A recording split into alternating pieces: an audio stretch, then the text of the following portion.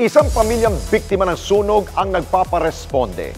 Dahil sa kasagsagan ng sunog, sila rin ay nagluluksa sa pagkamatay ng isang mahal sa buhay. Sa kabilang banda, sasaluduhan naman natin ang isang fire volunteer na buong tapang na tinupad ang kanyang tungkulin kahit pa buhay niya ang naging kapalit. Panuurin po natin to.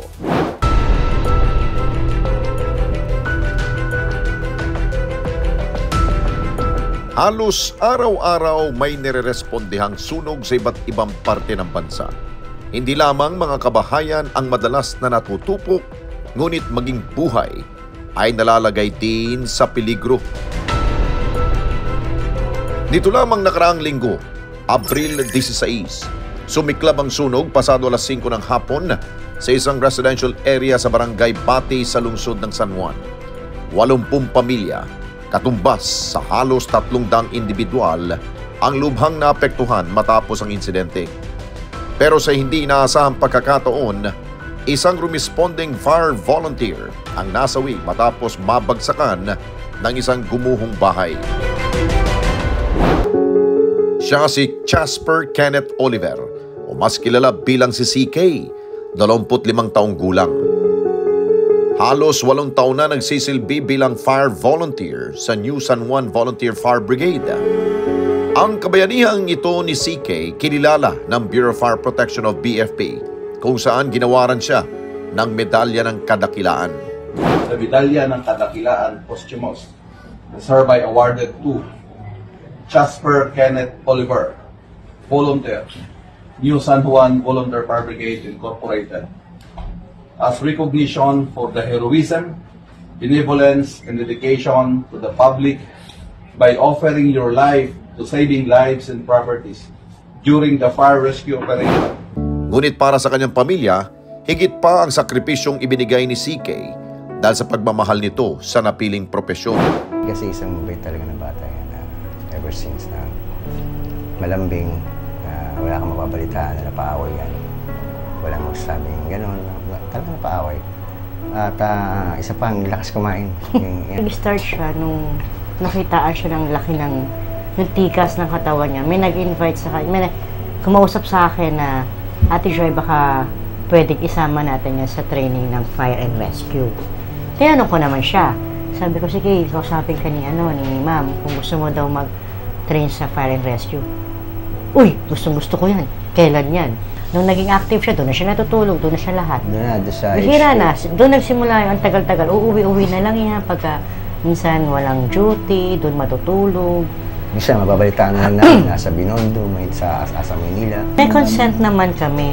At saka nakita naman namin po yung willingness niya, saka yung interest niya talaga.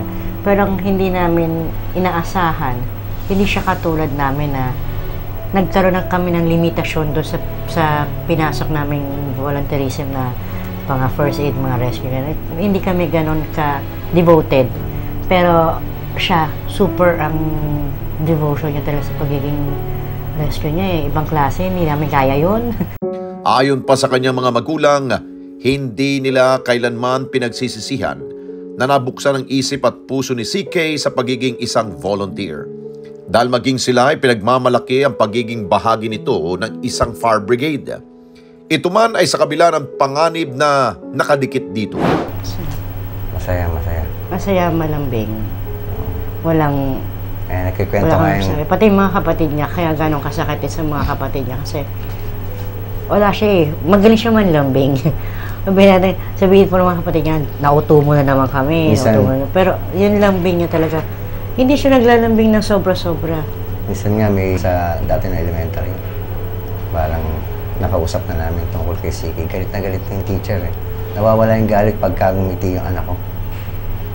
Maganda kasi. Galit na galit na, papatawag na daw kami. Tapos sumagot daw si Siki, sige po. Tapos ngumiti sa kanya, wag mo nang tawagin ng magulang mo. Tapos na. Ingitian lang niya. At kahit batid nila na posibleng malagay sa alanganin ng buhay ng kanilang anak, hindi pa rin naging ganun kadali sa kanila na tanggapin ang biglaang pagkamatay nito. Yung time kasi na narinig ko yung nasa ER at 50-50 si CK, wala na akong ibang ginawa. Tumakbo ko, pinabayaan ko na sila rito. Tinakbo ko magmula dito hanggang hospital. Siyempre, nandun yung nag-ano ako, bakit nangyari, bakit nangyari. Yung, ang dami kong tanong, bakit, sino ba makakasagot ng bakit na yun? Eh, wala namang makakasagot. Kasi, yun ang ano niya eh, yun ang dedication niya, yun ang passion niya eh. Yun ang talagang love niya talaga. Yung responder, sa sunod. Sabi kong gano'n, nandiyan na yan. Ako, oo, nasa ano ko na yan, pero may tiwala ako sa anak ko. Kasi, ano siya eh, mahal niya pamilya niya, isa pa may anak siya. Alam ko na may darating na, pero hindi ko inaasahan ganito kaaga. Di ba nga may kasabihan nga, once na nagpunta ka dyan sa isang fire scene, yung isang paa mo nasa hukay. Diba? Kaya nung nandun ako parang hindi kayo makapaniwala. Hanggang ngayon, di pa rin kayo makapaniwala eh. Naisip pa rin namin, nandito pa lang yung batang yun. Ang lubos nilang ikinagugulat ay ang pagdamay ng napakaraming tao sa nangyari sa kanilang anak. Si Kuya Jam, minsan pagka ano yung, love you ma, love you pa, mahal ko kayo. Tsaka ano siya, yung sinasabi ko nga, lahat ng pakisamahan niya. Nagtataka nga, hindi namin kilala eh. Nung buro sinabi, ano yun, dumalaw yun, Chinese yun, dumalaw sa amin. Ang bait ng anak niyo, sabi nga, kilala ko yung anak niyo, yung napakabait, sabi niya, dumalaw yun sa amin. Tsaka lahat ng mga tao talagang mahal siya. Kaya nga nakita namin ng buro, sobrang dami nagmamasa. Kaya na-overwhelm naman ang puso namin. Although, kahit ng bigat, dahil syempre, di ba, as this early age, nawala siya. Yung nakita naman namin na pakikiramay ng halos buong mundo na ata yun, iba-ibang lugar, nagpupunta dito sa San Juan para lang makita yung wake niya. Ang tawag doon, yung funeral march niya. Dumaan kami doon sa fire scene. Grabe, papalakpakan yung mga tao.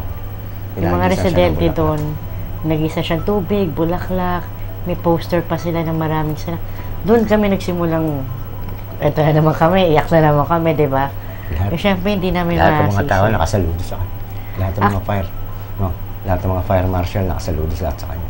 Sinasaluduhan ka ng lahat. Although lahat naman ng gawin niyang achievements, proud naman kami talaga sa kanya. Sinasabi ko sa kanya sa chat, I'm so proud sa'yo. Proud ako sa'yo, anak. Galingan mo pa, ganyan. Pero ito, wala na atang katapusan pagka-proud.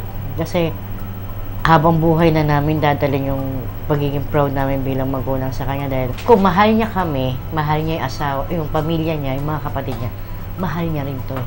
Kaparte to ng puso niya. So, hindi namin pwedeng tanggal. So, parang pag tinanggal namin yun, tinanggal na rin namin bawat isa sa amin doon, di ba?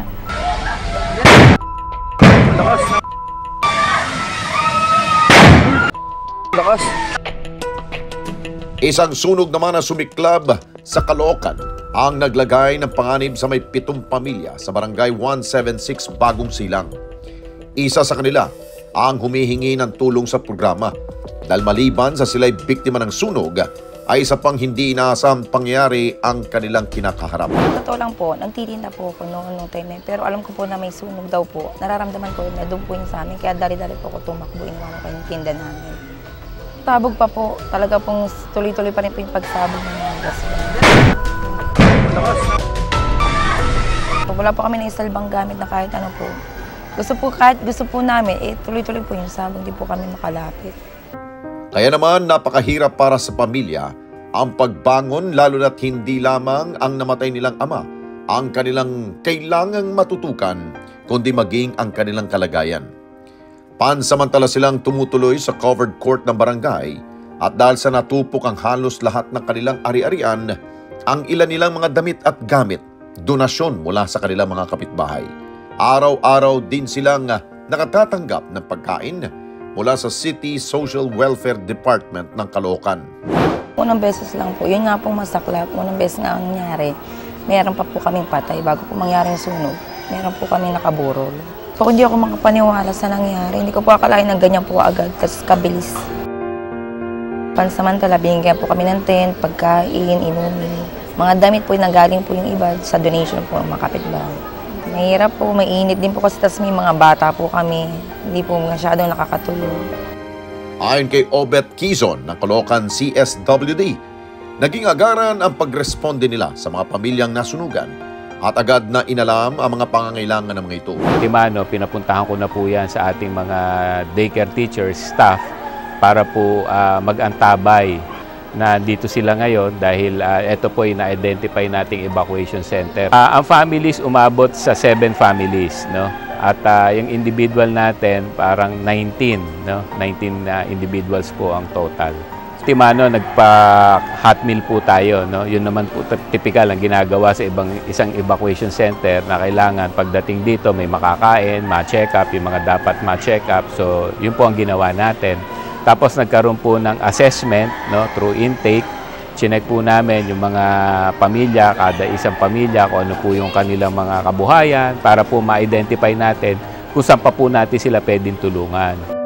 Nakipagtulungan sa ngayon ng CSWD sa iba pang departamento para matugunan ang pangangailangan sa hanap buhay at pabahay ng mga nasunugan. Yung iba sa kanila po ay talagang wala nang matitirhan o mas kailangan nila ng isang matitirhan na permanente, no? So nag-usap na rin po kami ng HARO at saka through NHA po na i-endorse po namin ang pangalan nila para po maka-avail ng pabahay ni Pangulo, no, para sa mga batang Kangkalu po. Makakakibat pa rin po mga livelihood programs, no? Kagaya po ng mga nagtitinda, no, may available po na programa ang national government at ang local na bigyan sila ng konting puhunan para po maibalik yung kanilang mga negosyo na nawala. Personal ding bumisita at kinamusta sila ni Congressman Oka Malapitan at nag-abot ng pinansyal na tulong, bigas at pagkain sa mga pamilya. At para magbigay na rin ng konting tulong.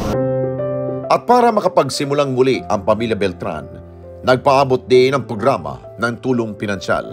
Maraming salamat po sa nagbigay ng tulong na responde po. Napakalaking tulong po na ito sa amin para makabangon po ulit kami at makapag-umpisa po ulit. Maraming salamat po talaga. Hindi bali ng manakawan, wag lamang masunugan. Ito ang kadalasang sinasabi ng mga pamilyang biktima ng ganitong trahedya. Ngunit ang pinakamahirap isipin na mga apoy na ito, buhay ang maging kapalit. Buhay na hindi na maaring may babalik pa. Tulad ni CK, habang buhay na maalala ng kanyang pamilya. Hindi lamang dahil sa pagiging mabuting anak nito, ngunit dahil sa kabayanihan at higit sa lahat, sa sakripisyong kanyang inalay, makapagligtas lamang na isa pang buhay. Mga karesponde natin dito sa Net25, umabot na po ng 1 million subscribers ang ating YouTube channel. Kaya naman, masaya kami na ibahagi sa inyo na natanggap na natin ang YouTube Gold Play button. Dahil po yan sa walang sawa ninyong pagtangkilik sa mga programa ng Net25, lalong-lalo na po sa Responde Mata ng Mamamayan. Kaya naman, congratulations po sa ating lahat. Keep on sharing, mga karesponde. Gawin nating viral ang bawat content natin ng pagtulong at pagresponde sa higit na nangangailangan. Maraming salamat po sa inyong lahat.